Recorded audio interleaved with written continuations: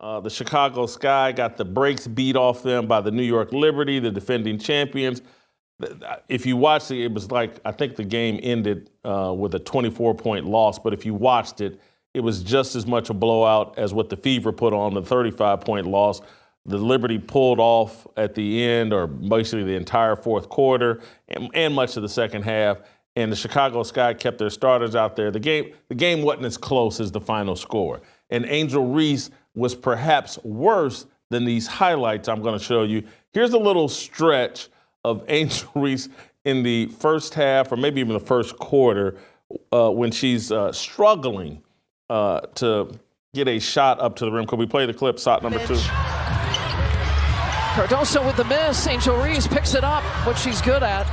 Getting another offensive rebound. She says, give me that. How about another?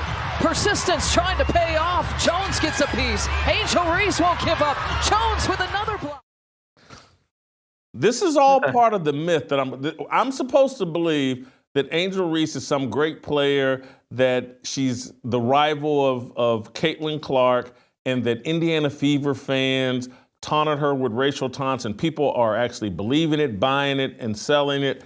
It's all a myth and a lie, and you have to be a part of some religious cult to actually believe that Angel Reese is some sort of effective, big-time basketball superstar.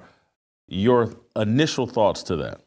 I mean, let's make this very clear in terms of actual skill and maybe even production. It is not a rivalry. And if it is a rivalry, it's Benzino biting at the heels of Eminem at his peak. I mean, what are we really doing here? Now, Jason, go back to the box score. You said she was 0 of 8 or something like that? Yeah. Yeah. She's literally the only player in basketball history at any level, male or female.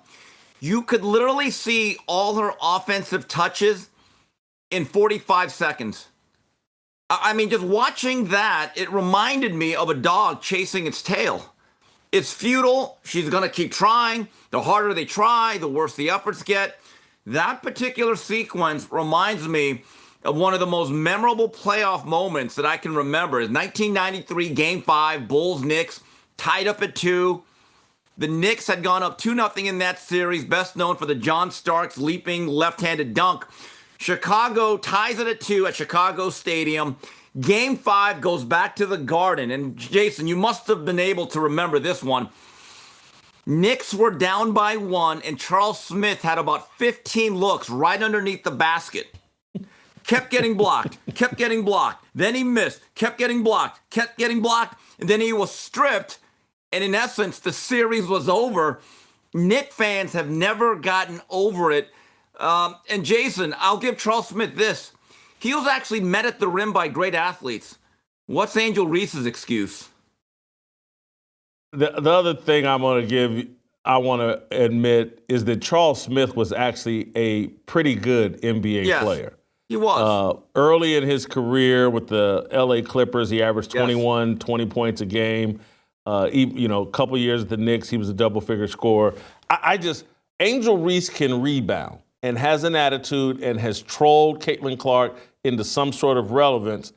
And there's this racial protection of Angel Reese. Somehow she's important, and somehow anything that bad happens to her, because I'm sure what we're going to hear is like, well, she's struggling offensively because of all the stress she's dealing with. She's created this stress by trolling Caitlin Clark and by trying to pick fights with Caitlin Clark and by jumping up and getting in Caitlin Clark's face.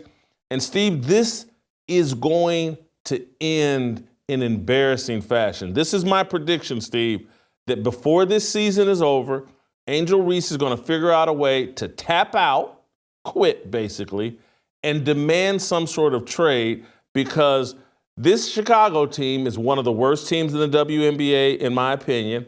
Part of that is because they can't even play the right way, because they have to pretend that Angel Reese is some sort of offensive player, and they end up ignoring Carmela Cardoso, the actual better offensive player in the post. And so this is going to be a team that wins few games.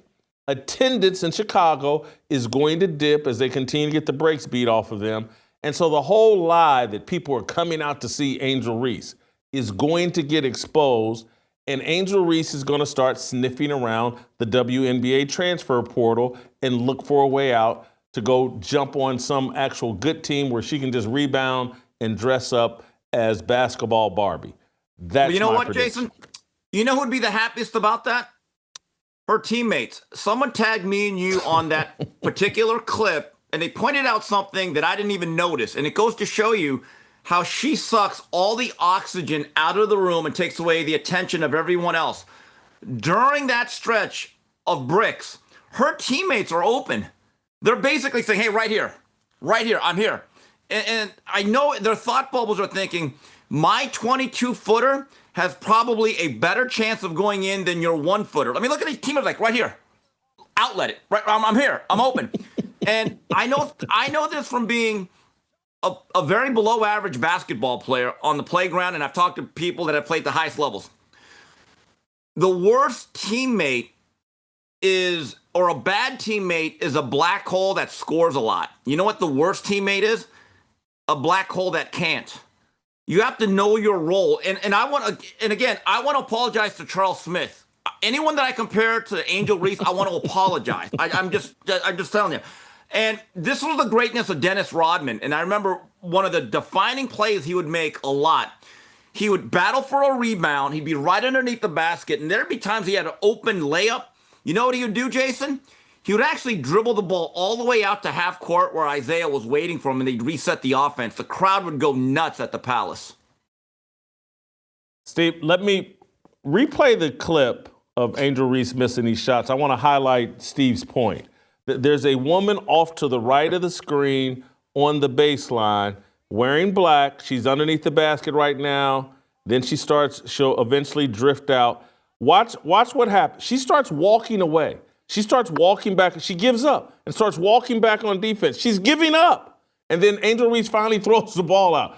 That's what Steve is talking about. And there's another clip in the second half where Carmela Cardoso gives up. And you can just see her kind of roll her eyes and start walking towards the sidelines and then look back over her shoulder to see what happens. Angel Reese is destroying the team.